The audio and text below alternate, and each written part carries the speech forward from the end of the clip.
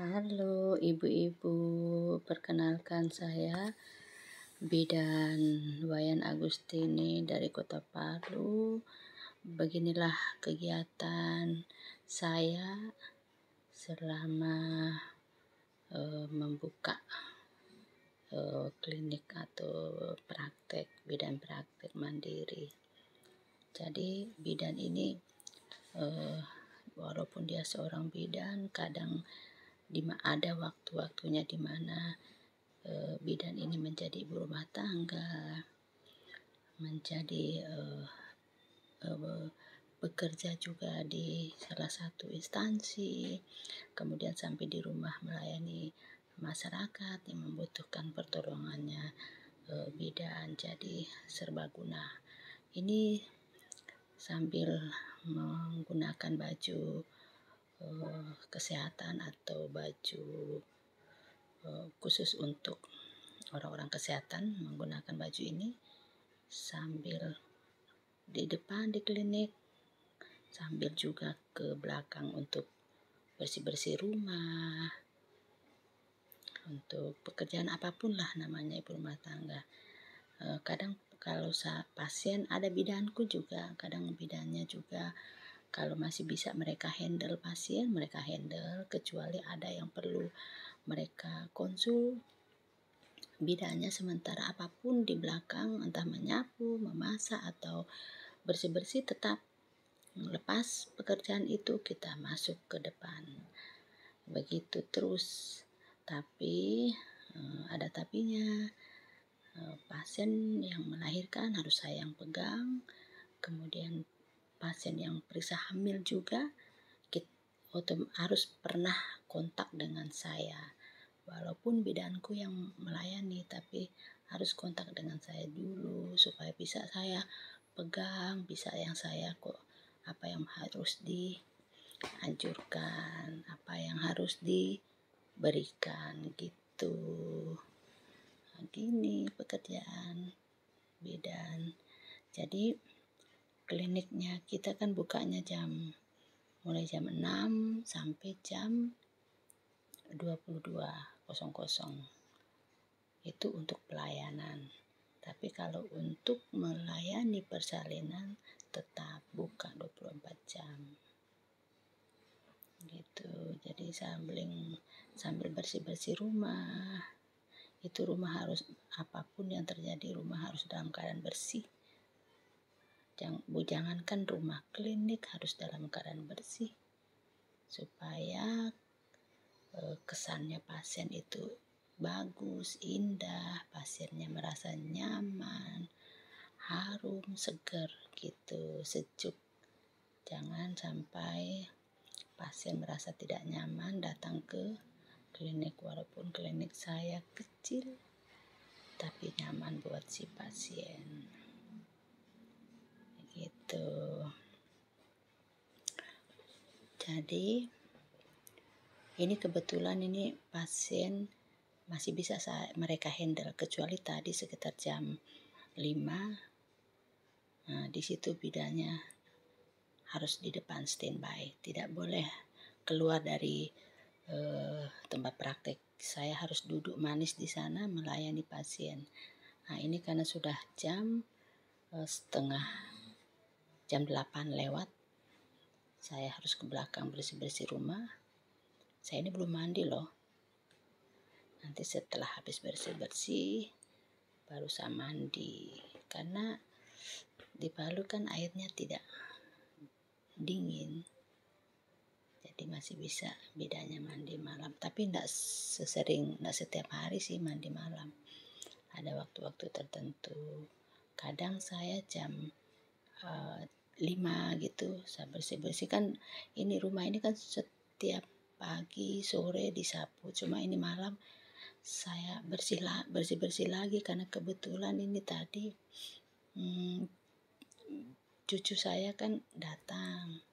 Biasa namanya punya cucu masih kecil-kecil kan pasti ada yang tumpah, ada yang tahambur gitu loh, berantakan gitu. Begitu mereka sudah pulang ke rumahnya, Oma langsung melanjutkan bersih-bersih kembali. Gitu.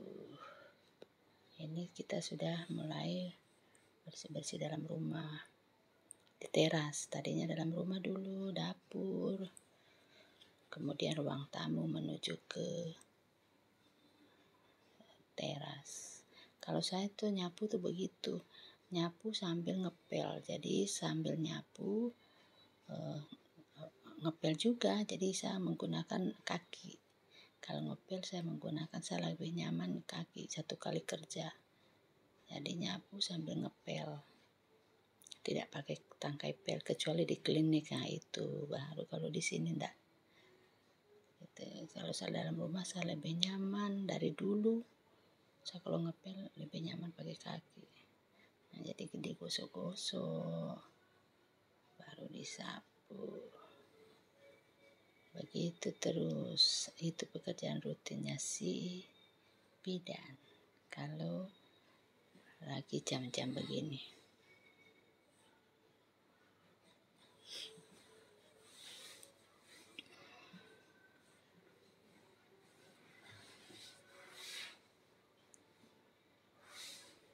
Ini kita menyapu itu ada nampak ada kantongan pakaian, itu kelihatan tuh karena bidannya juga ada sedikit kerja sampingan yaitu laundry. Jadi bidannya buka laundry juga. Walaupun bukan bidannya yang handle, ada karyawan sih yang handle, tapi tetap juga saya cek kadang. Itu ini menyapu nih, pokoknya ini bunga-bunga harus dilap, kain basah, sekali-sekali dicuci, yang digantung-gantung kadang dicuci. Gitu.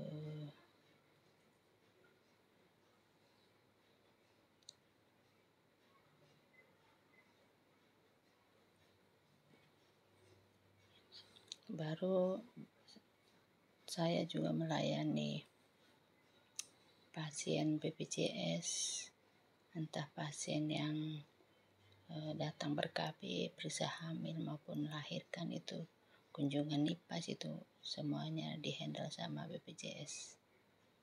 Jadi untuk mempermudah masyarakat,